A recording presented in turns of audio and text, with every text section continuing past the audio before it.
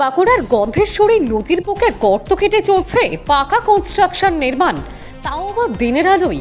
কোথায় গেল প্রশাসন, কোথায় গেল নদী বাঁচাও কমিটি? দিনের আলোয় চলছে পাকা কনস্ট্রাকশনের কাজ, তাও আবার নদীর বুকে। এমনই অভিযোগ এক ব্যবসাদারের বিরুদ্ধে। ব্যবসায়ীর কথা শুনলে আঁতকে উঠবেন আপনিও। সবাই নদী দখল করছে, তাই আমিও করছি। আমার কাছে কোনো পারমিশন নাই, সবাই রাস্তার ধারে ব্যবসা করছে। ওই জন্য আমি ব্যবসা করার জন্য ইট বালি পাথরের ব্যবসা করব, এই জন্য এই জায়গাটা করছি। পৌরসভা ও স্থানীয় প্রশাসনের উদাসীনতার ফলে দিন দিন দখল হয়ে যাচ্ছে গন্ধেশ্বরী নদীর পাড়। এবার নদী বক্ষে খাল কেটে ইট বালি পাথরের ব্যবসা করার জন্য পাকা বাড়ি নির্মাণ করার কাজ শুরু করেছিলেন এক ব্যবসায়ী।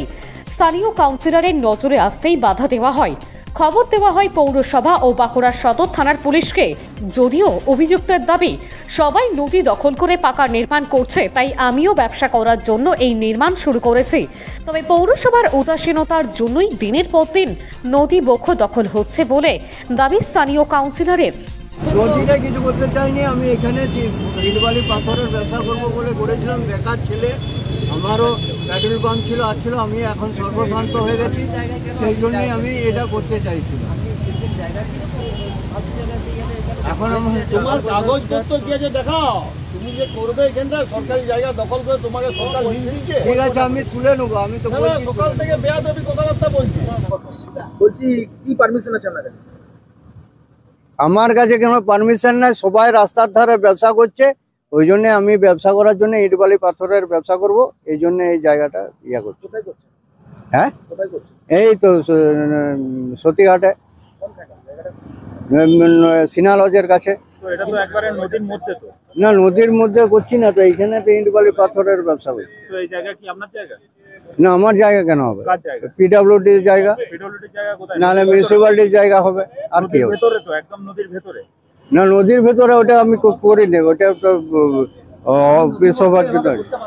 না করতে পারি না। সবাই করছে, সবাই করছে। আমার 3 বছরের ট্রেড লাইসেন্স থাকাকালীন দিলীপ আগরওয়াল চেয়ারম্যান ছিল, তখন ওই পেট্রোল পাম্পটা ট্রেড লাইসেন্স করে দিল। কি করে করতে পারে? তো নদী পক্ষে 3 বছরের লাইসেন্স, তাহলে গোটাদের বেআইনি হচ্ছে। তো গোটার লোক তো বেআইনি করছে। হ্যাঁ, সবাই করছে বলেই তো আমিও করছি। গতকাল আমার সুপারভাইজার মিলন মুখার্জি এই এলাকাটা দেখাশোনা করে, তার কাছে আমি খবর পাই যে নদীর ভিতরে এরকম একটা কনস্ট্রাকশনের কাজ চলছে, ইট নামানো হয়েছে। সে তাকে ব্যক্তিগতভাবে বারণ করে, ভাই এখানে এটা করো না, এটা নদীর জায়গা এবং পৌরসভার এটা যে রাস্তার পার, যেটা পৌরসভার জায়গা। কিন্তু সে কথা কর্ণপাত করেনি। আমি আজকে আবার আমাকে এখান থেকে এলাকার থেকে মানুষ ফোন করে যে আপনি একবার আসুন, এখানে আপনি নিজে সরজমিনে এসে দেখে যান যে কিভাবে এখানে নদীর গর্ভে কিভাবে কনস্ট্রাকশনের কাজ করার প্রস্তুতি চলছে।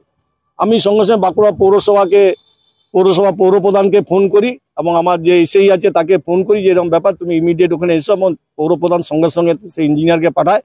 সে এসে সকালবেলায় বারণ করে গেছে। আমি আসার পরও দেখছি ইট নামানো হচ্ছে।